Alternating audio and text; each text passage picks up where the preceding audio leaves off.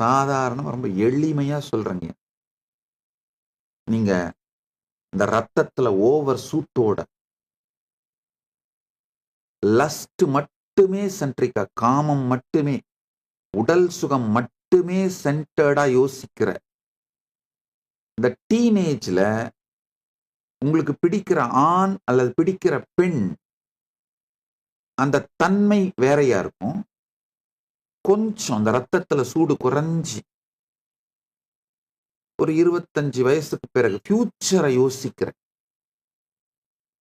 நாம நம்முடைய எதிர்காலத்தை இவங்களோட கழிக்கணும், இருக்கணும் அப்படின்னு கொஞ்சம் ரத்தத்துல சூடு அடங்கி யோசிச்சு பார்க்கிற அப்போ உங்களுக்கு பிடிக்கிற ஆண் பெண் வேறையா இருக்கும்.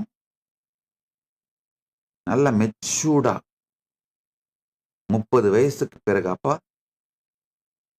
இதுக்கு மேல நம்ம ஹோல் லைஃபையும் நம்ம கூட பார்ட்னரா இருந்து பெட்ல மட்டும் இல்ல நாள் முழுவதும் நல்ல பார்ட்னரா இருந்து நம்ம 2 பேரும் சேர்ந்து நம்முடைய சாம்ராஜ்யத்தை, நம்முடைய வாழ்க்கையை, நம்முடைய சாம்ராஜ்யத்தை கட்டமைக்க வேணும்.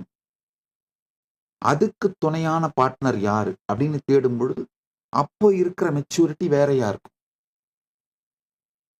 அப்ப நீங்க தேடுற நபர் உங்களுக்கு ரொம்ப பிடிக்கிற நபர் இந்த குணங்கள் எல்லாம் மெச்சூரிட்டி வேறையா இருக்கும். ஆழ்ந்து புரிஞ்சுக்கோங்க.